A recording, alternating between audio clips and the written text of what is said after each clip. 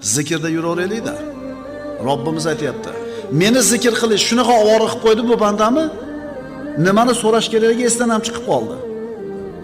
Hech narsa emas. Chunki aytib deb so'rayotganlardan ko'ra kattaroq narsani beraman deyapti.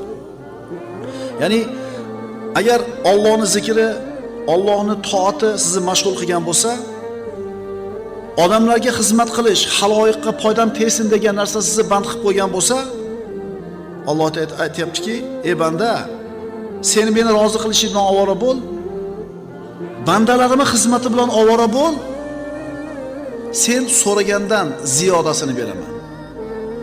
Alloh taolo aytadi: "Ey banda, sen men uchun men xohlagandek bo'l.